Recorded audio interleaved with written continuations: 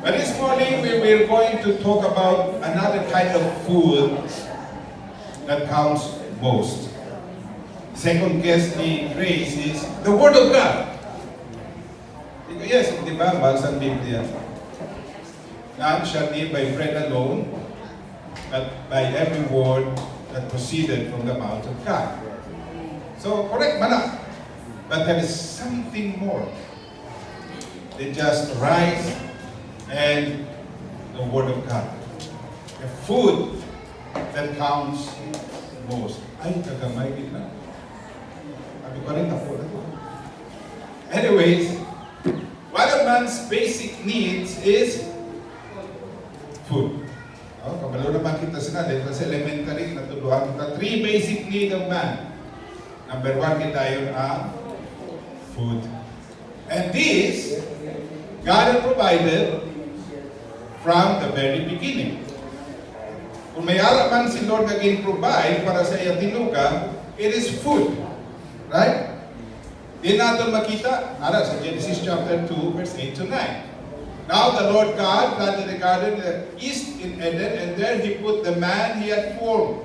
And the Lord God made all kinds of trees grow out of the ground, trees that were pleasing to the eye and good for food.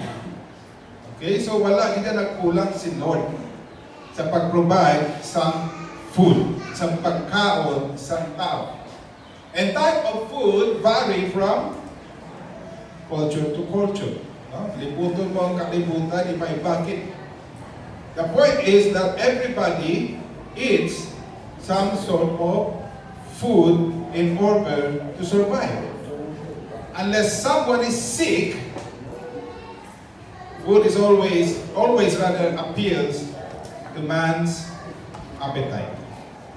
Bisan ano pa na tsuraya, basta wala kang masakit na iya, kag pagkaon na iya, nag-a-appeal kita iya sa appetite sa tao.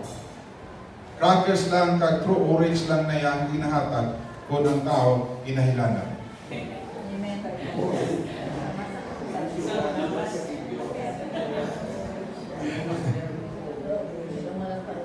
There is one food, though, that really counts. And when we say that it counts, it means having value or significance. Okay? May ara kaya nga pagkaon nga pinaka-importante kag pinaka-valuable sa kabuhi sa isa katumulo. Hindi pizza, hindi letson, but that food that counts most is what? Doing the Father's will. Doing the Father's will.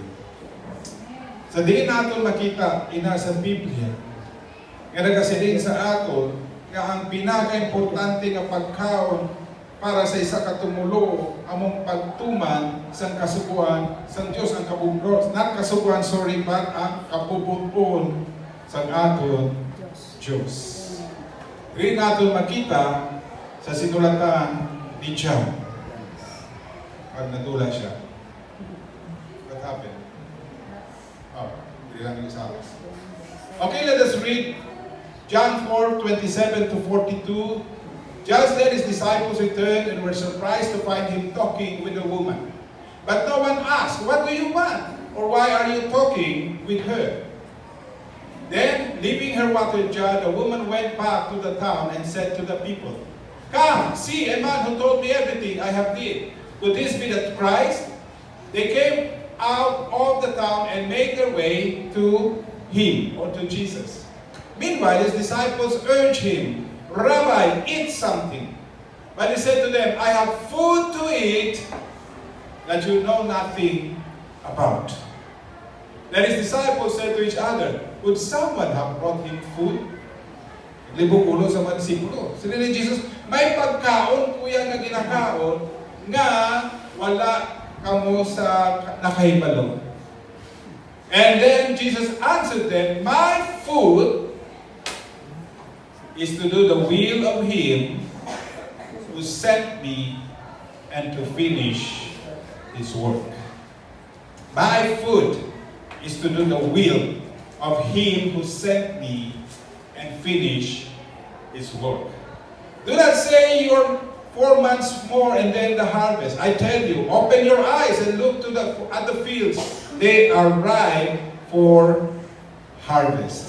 Even now the reaper draws his wages. Even now he harvests the crop for eternal life, so that the sower and the reaper may be glad together. Thus the saying, one sows and another reaps, is true.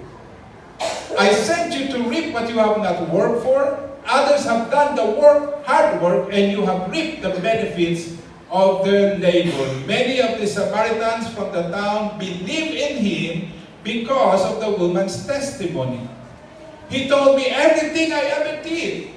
So when the Samaritans came to Him, they urged Him to stay with them, and He stayed 2 days. And because of His words, many more became believers.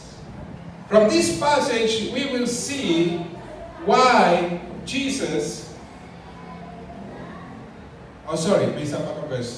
They said to the woman, we no longer believe just because of what you said.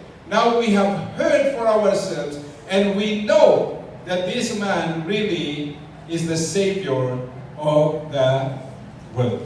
So that was the conclusion sa story nga giplastar ni John na nungod sa pagkadto nila sa Samaria, kaupod sa iya nga mga gintuton-an, kag natigayon ang ininga event. And from this passage, we will see why Jesus counted doing the will of the Father, completing the task, His food. Nga muning pinaka-importante nga pagkaon para sa isa ka tumuluo. Ini pagkaon nga mas valuable pa sa anumang klase nga pagkaon nga makaon naton diri sa kalibutan. There are 3 reasons why doing the will of the Father is food that counts most. And the number 1 reason, please everyone read. Ang balian nimo kaingon, ilidhon ikaw sa mata sa Diyos.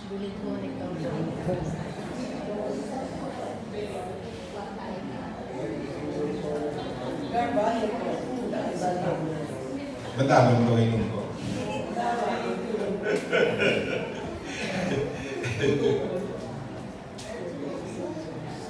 Every single soul is valuable, church. Every single soul. John's gospel is different from the rest because first, he highlights matters that in the other gospels remain implicit or underdeveloped. Madamo sa mga pina-highlight ni John, ilabi lagi lang iya nga pito ka I am ni Jesus. Hindi niya na makita sa 3 ka gospels. Right? John's gospel is different in style and unique among the 4 gospels. Nga man, again, kung magkalabasa ikaw sa gospel ni Matthew, Mark, and Luke, it follows a sequence or the life of Jesus. May chronological order siya. Pero kay John, umpisa lang siya sa umpisa sa tanan, in the beginning. And then he goes immediately to the ministry of Jesus, which covers only very little, but more on discourses. Tamo si John niya sa pag-define, pag-interpret sa mga statements ni Jesus. His focus is on the signs of Jesus' identity and mission. Amo na yung focus ni Jesus. Sa identity ni Jesus, kagagiyagit nga mission. And what is His mission? And that is to complete the task the Father has given Him. to do the will of the Father. It is filled with lengthy and theologically rich discourses. Diri lang sadya mabasahan mo ang be born again. Diri lang sadya mabasahan mo na nungod sa Good Shepherd. Diri lang sadya mabasahan mo na nungod sa the way, the truth, and the life. Diri lang sadya. Hindi makita sa ibang nga Gospels. Now, sa atong nga passage na siling naton kagina, Jesus was on his way back to Galilee from Judea. We should understand, kung nagabasa kita sa Gospels, nga ang geography sa Palestine sa among nga time was divided into 6 regions: Idumea, Judea, Samaria, Galilee, Decapolis, and Perea on the other side of Jordan. Kag ang ministry ni Jesus nagalibot-libot dira. Okay? So in John chapter 4 verse 1, the Bible tells us nga nabalitaan sa mga Parisiyo na si Jesus nagabaptize, although wala siya nagabaptize. Kag natalupangdan nila nga mas madamo pagit ang ginabaptize sa mga disciples ni Jesus kaysa kay John. So therefore nag-umpisa na ang conflict. And John says Jesus went back to Galilee. Alin siya sa Judea. And on his way back, he had to go through Samaria. Klaro, kinagin state ni John. Kinahanglan siya mag-aagi sa Samaria. He doesn't say why. Okay? And so therefore, we cannot answer that question. Alam mo, may mga theologians, may mga pastors, na mahilig, mangita, kang mamutkot ang wala sa Biblia. We don't try to ask what is not found in the Bible. The Bible simply tells, John simply tells us he had to go to Samaria. Through Samaria, sorry. Jesus met a woman by the well of Jacob. Jesus conversed with her and brought her to what? To the truth. Okay, so pagkasturyahan nila sa sining babae, nga may 5 na kabana, kag ang ginapuyo niya hindi iya bana. Can you imagine? 5 na kabilog bana ya, kag ginapuyo ya, hindi pa bana ya. And so, through this conversation, Jesus guided her to the truth. And what is the truth? That she's a sinner, she needs a Savior, and Jesus is the Savior. Period.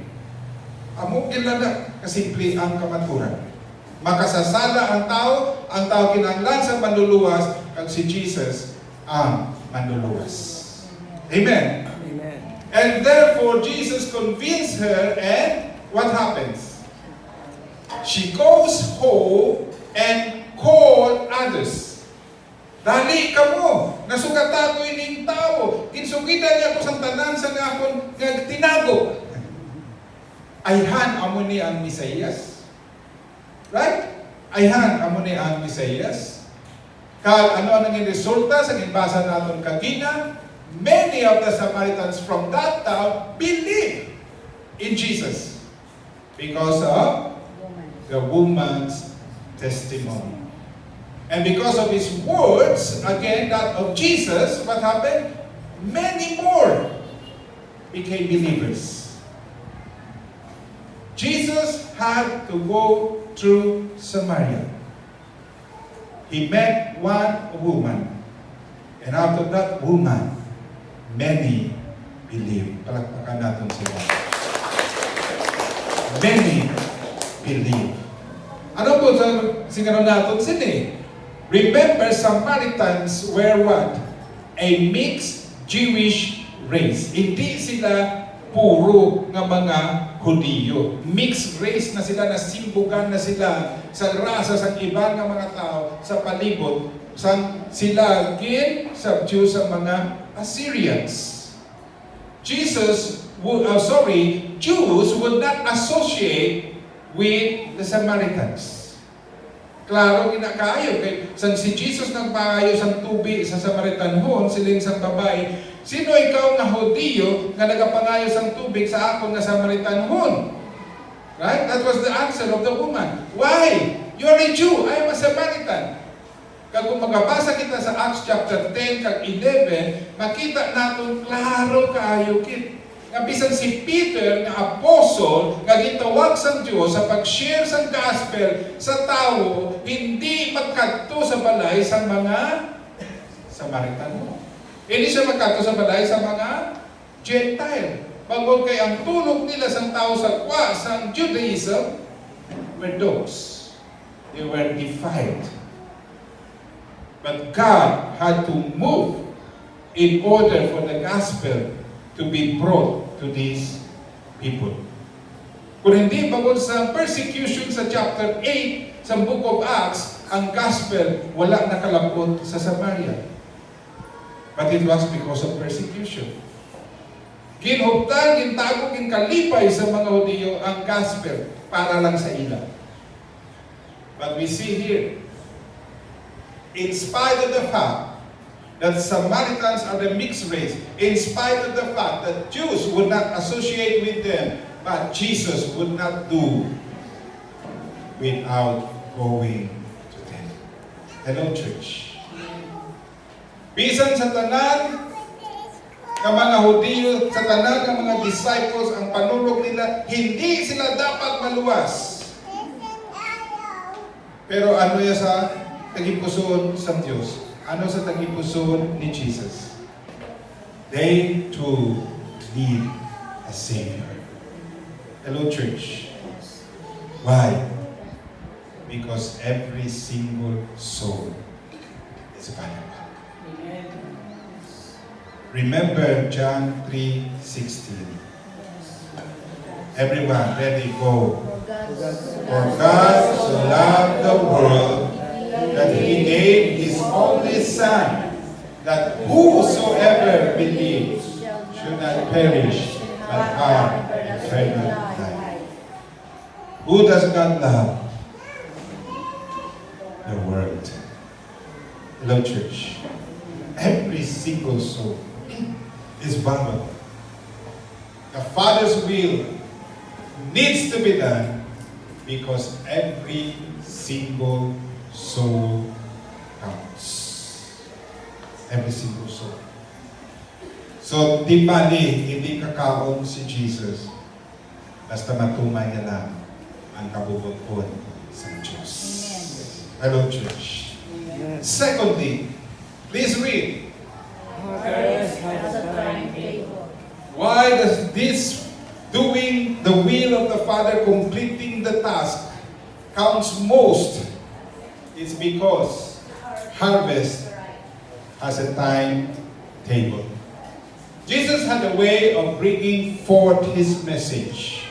Kung ikaw mahilig magbasa sa Gospels, manotice naton nga may ara kita si Jesus papaagi nga mahimo nga ang iya nga gospel, ang iya nga teachings mahimo nga maintindihan sa nagapamati. Why? Because Jesus would use common source of living such as farming, building, and fishing bilang iya nga mga illustration. Jesus would use common household elements such as salt, leaven, and water. Agud to nga ma-push through ang iyang message. Jesus would use celebrations like the festivities of Israel and weddings. Agud to lang ma-push through ang iyang mensahe.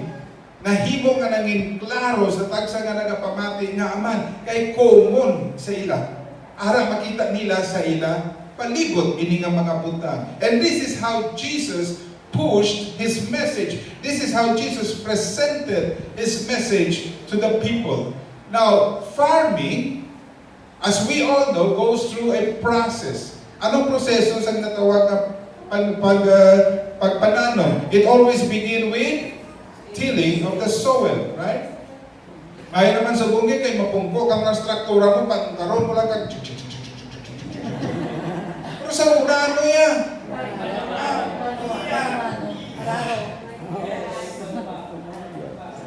Salamat, may kukaki. And then, tilling the soil. And what else? After that, you sow the seed, right? Pero, may aral man yan, hindi ko diya magbato lang sang sowing sang seed. Ano ginaupra? Planting rice is never fun. Writing down from the ground. Di ba? Pagkatapos, parang, sakit. It's not easy. It's not easy, church. Right? And then what happens? Once you have planted the seed, once it begins to grow, you have to tend the crop. Bantayan mo, ibutangan mo sa abono kung may mga sapatra, iligan mo siya sa tubig kung kulang ang tubig. Right? There's so much work. The process is tedious. And then, finally, harvest comes. Amen. Sabi ka rin, time out na. The harvest comes. But even harvesting is not easy. Right? It's a teacher's work. Farming is a teacher's work. And this is exactly what Jesus used as He explained to His disciples that the Father's will is the most that counts in the life of every believer. It counted most in His life, and it must count most in all of our life, because Jesus gave us that command to do the Father's will. And what is the Father's will? Go and make disciples to all nations. Hello, church. So if for Jesus, this is the food that counts most. Therefore, we who are the believers should have the same attitude. Should have the same attitude. Now,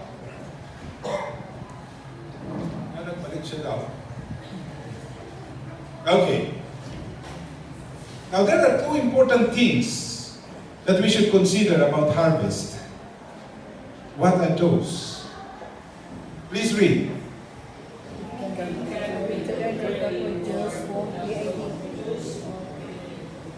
Di ba lang? Kung alang-alang pa, kag anihon mo, hindi mapuslan ang kinani mo. Ano ba? Pasilamat pa mo. Balaan mo bilang nagapanguma. Kung alang-alang pa, kag mag-harvest ka na, hindi mo mapuslan. But what is the second thing that we should also consider? Please.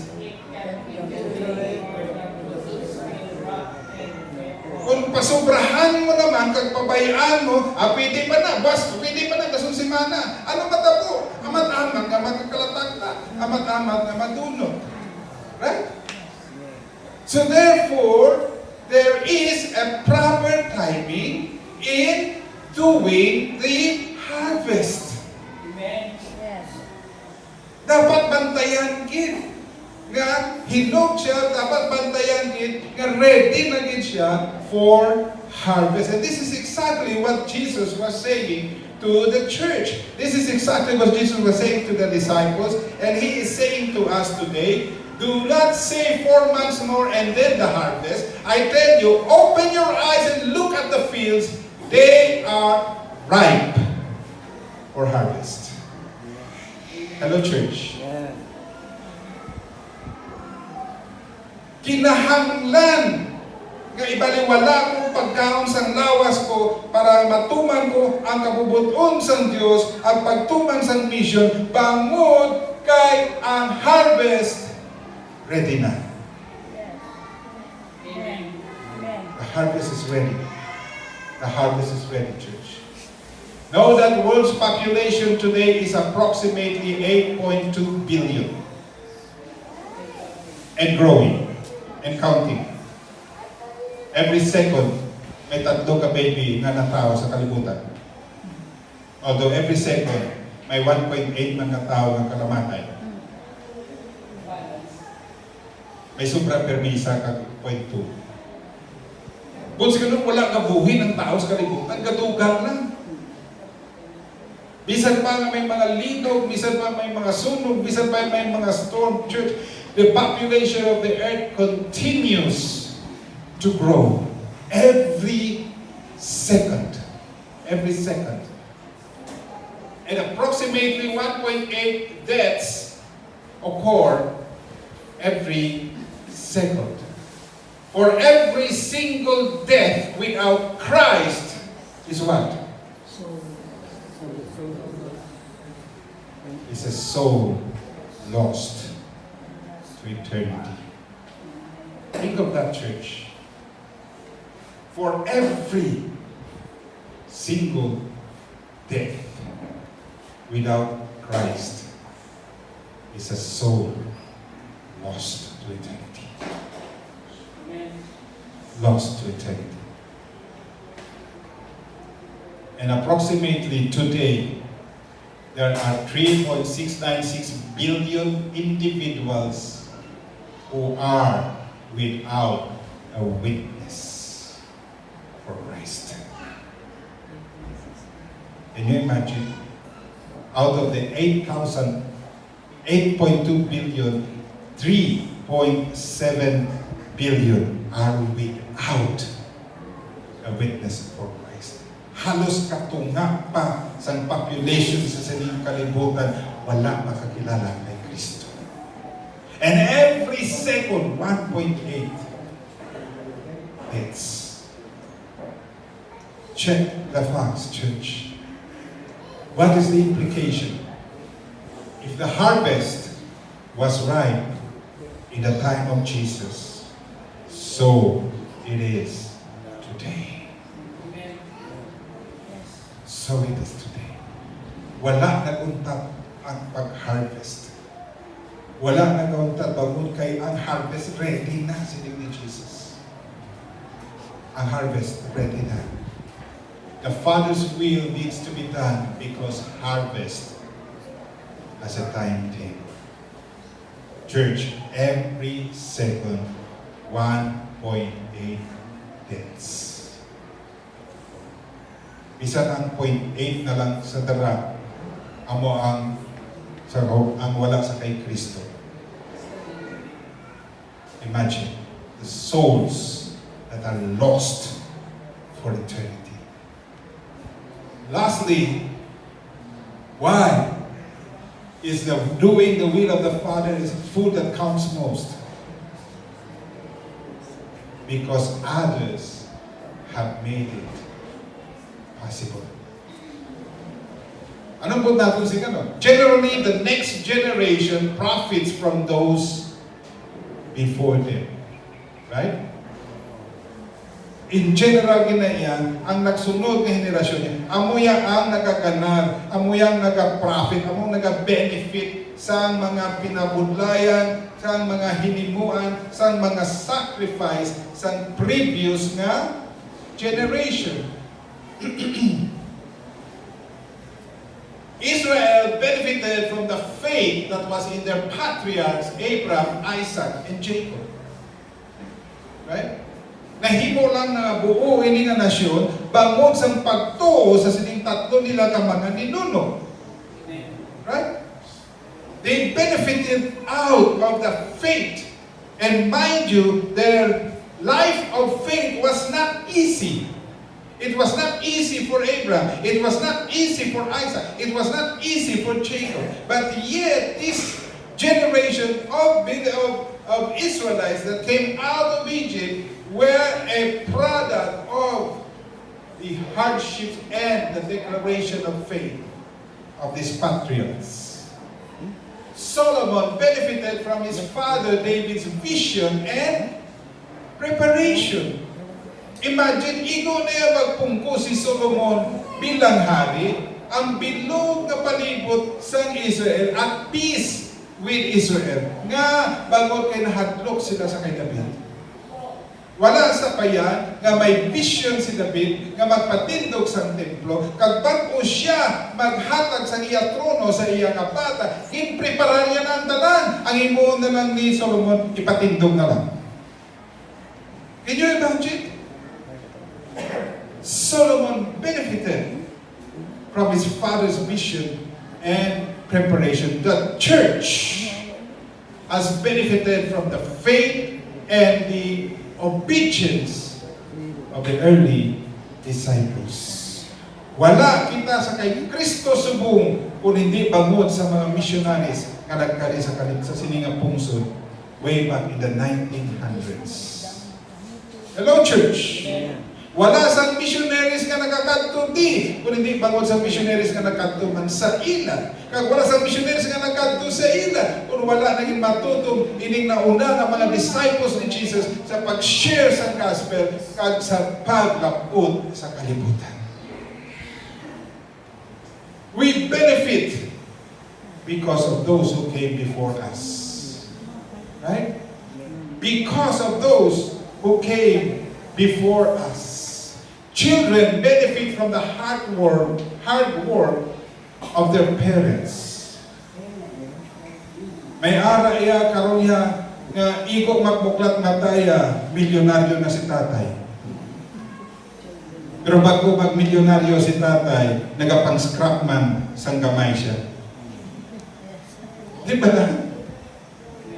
Nagapang-scrap sang gamay, milyonaryo sa mong. Ang pagbugtaw sa mata sang bata. Cellphone. People's benefit from the sacrifices of their forefathers.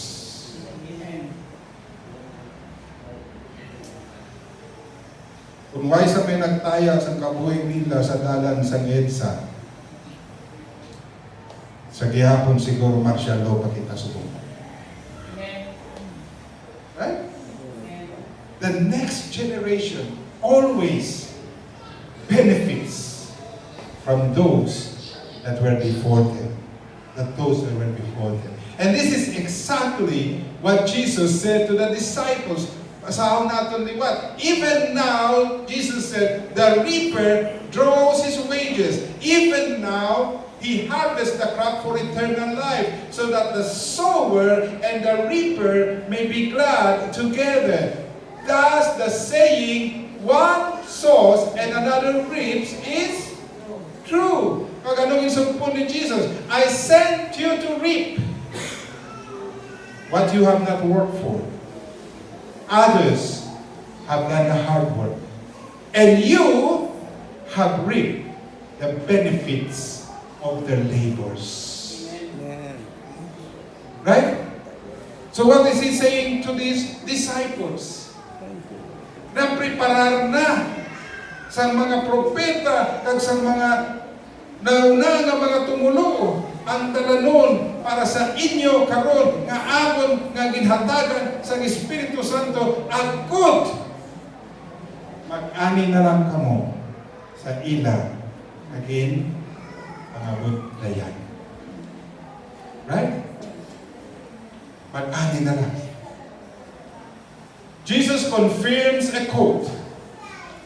One sows, another reaps. Secondly, Jesus points out their advantage. Anong sila niya? You have reaped the benefits of their labor.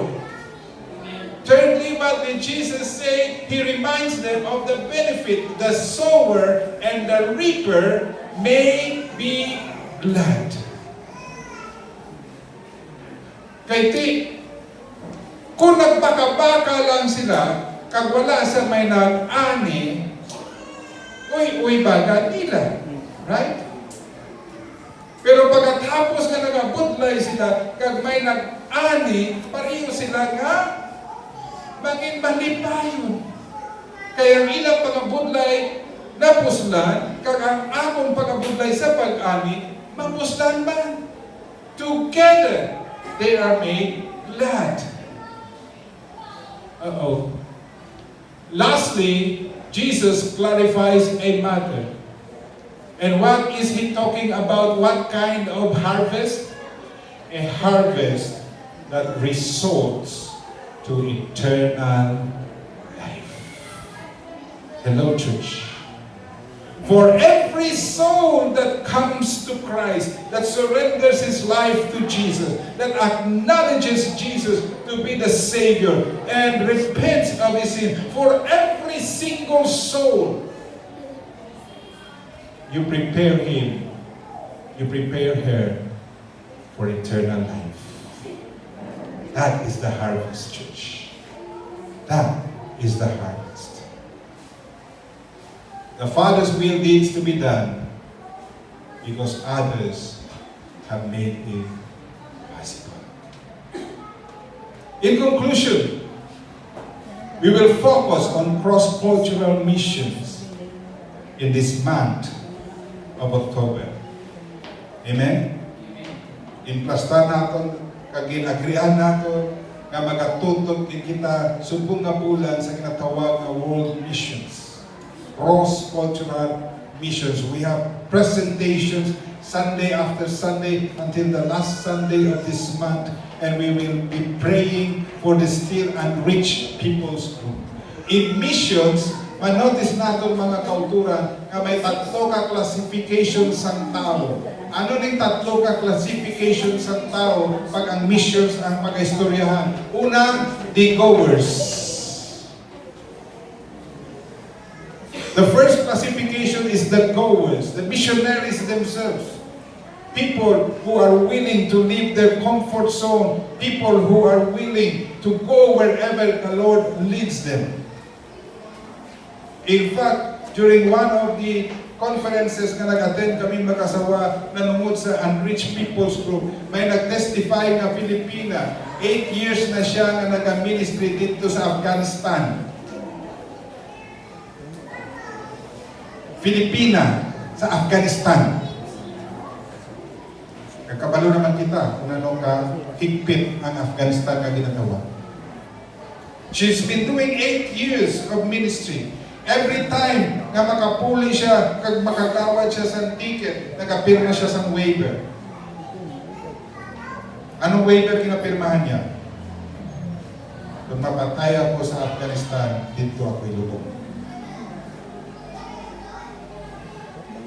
And she said that she witnessed so many deaths of her fellow missionaries. Na-witness niya kita yan. Ang pagpatay sa iyang kaugalingon, kaupon ng mga missionaries, goers. Pastor Warren Aragona from Full Gospel Center Church, hindi magpakali, hindi siya kasahog magpastor nga kaya iyang heart para sa missions. Ang iyang asawa ay isa ka doktora. Okay? Doktora. Pero atos lang nagawa sa Mindanao, doing missions among the Muslims. Kung hindi pa siya magpakali, sila niya, ang next ko nga target, Indonesia. Di damang pagito Muslims. Damang pagito wala nakakilala sa Jesus. These are the goers, church. Secondly, the groaners. Sino naman yung groaners? Ang siya nga nagapangamuyo para sa mga missionaries. Remember what Jesus said to His disciples. Pray for laborers. Pray for laborers. Paul as a missionary, continuity and time to time, sa iya nga mga episodes, sa linga, pangamuyuin nyo ako. Pangamuyuin nyo ako. We need groaners in the church who is willing to spend time to pray for missionaries. Because the life of missionaries are not easy, church. And the third category or classification are the givers. Those who are willing to give, to support the work of a missionary. Now, church, whatever role we play, right, is not important. What is important is that missions be our food that counts the most. Let this church look at missions as necessary as your daily food, church. Let us individually look at this need for missions as food that counts the most. Why? Because every single soul is Babylon. Harvest has a timetable, and others has made it possible. Let us all stand, please.